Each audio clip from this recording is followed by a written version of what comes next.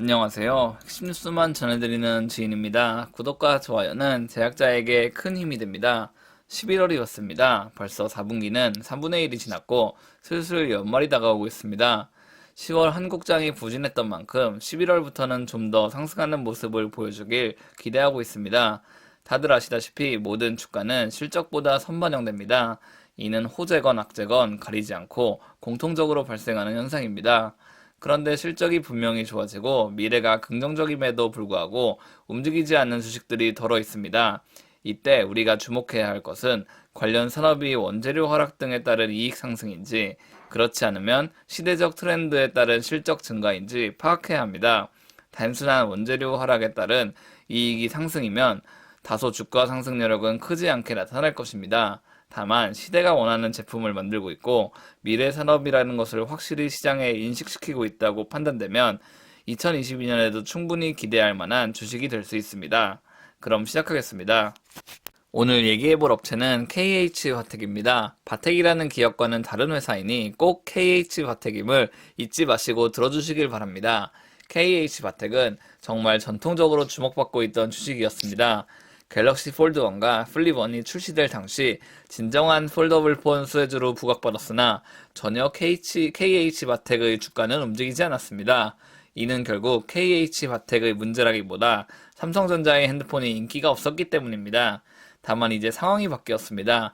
KH바텍의 힌지를 채택한 갤럭시 폴드 3, 플립 3는 역대급 인기를 끌었고 재고가 부족한 상황이 속출하고 있습니다.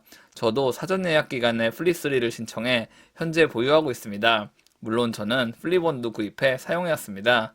그렇다면 KH바텍의 사업 부문은 정확히 어떻게 구분되는지 파악해 보겠습니다. KH바텍의 사업 부문은 총 5가지 부문으로 분류됩니다. 여기서 우리가 주목해야 할 사업은 바로 알루미늄 캐스팅 부문과 조립 모듈 부문입니다. 조립 모듈 부문은 다들 아시다시피 폴더블 폰의 힌지 관련 부품을 판매하는 사업을 뜻합니다. 아직까지는 삼성의 대부분의 부품을 공급하고 있는 실정입니다. 다만 삼성이 폴더블 폰 시대를 앞당기고 있기 때문에 향후 애플에서도 이 같은 폰을 집중적으로 제작하기 시작한다면 관련 분야의 매출이 발생할 가능성도 충분히 있습니다.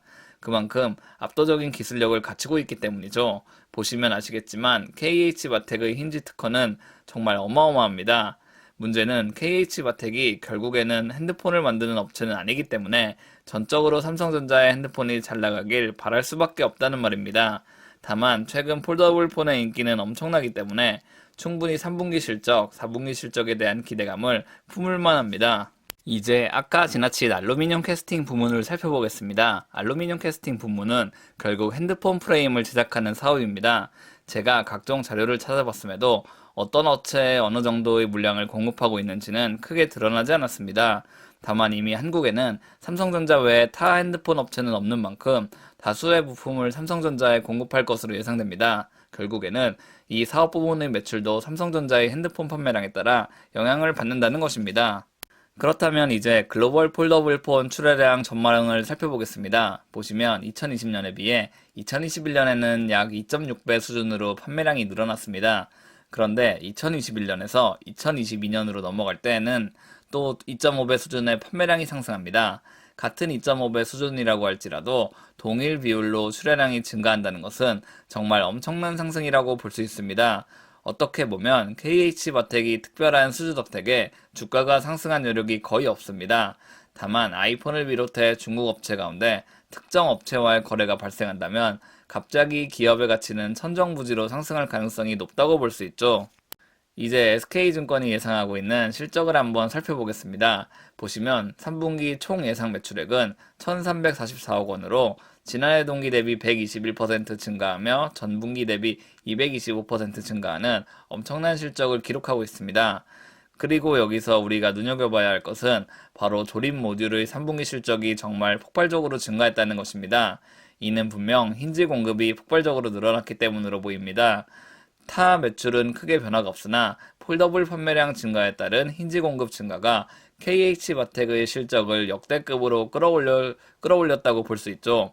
그리고 4분기 또한 폴더블 폰이 잘 팔릴 것이기 때문에 실적이 좋게 예상되는 상황입니다. 다만 신제품이 나왔던 시기보다 다소 기간이 지났기 때문에 판매량이 떨어지고 이에 따라 힌지 공급 물량도 줄어들어 조립 모듈 사업 부문의 매출이 소폭 감소하는 것이라고 볼 수 있죠. 그리고 아직 삼성전자는 앞으로 폴더블 폰 시리즈를 어떤 형태로 출시할 것인지에 대해 밝히지 않았습니다. 이는 KH바텍의 조립 모듈 사업 부문의 매출도 예측할 수 없다는 것과 동일합니다. 삼성전자가 혁신적으로 3번 접는 폰을 출시할 경우 이는 무조건 KH바텍의 기술과 함께 할 것이기 때문입니다. 즉 KH바텍을 매수한다는 것은 삼성전자의 폴더블 폰에 미래를 거는 것과 동일한 것이라고 볼 수 있죠.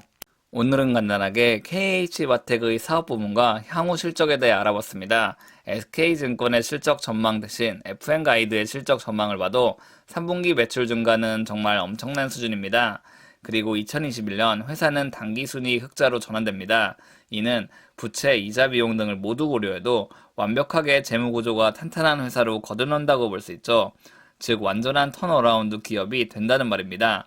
을에 회사의 주가가 상승하는 시점은 턴어라운드 또는 신사업이 잘 풀릴 때입니다. KH바텍은 두 가지 요건을 모두 갖추고 있습니다. 따라서 3, 4분기 호실적은 당연한 수준이며 2022년이 무엇보다도 기대되는 회사라고 저는 보고 있습니다. 제가 준비한 소식은 여기까지입니다. 지금까지 핵심 뉴스만 전해드리는 지인이었습니다. 감사합니다.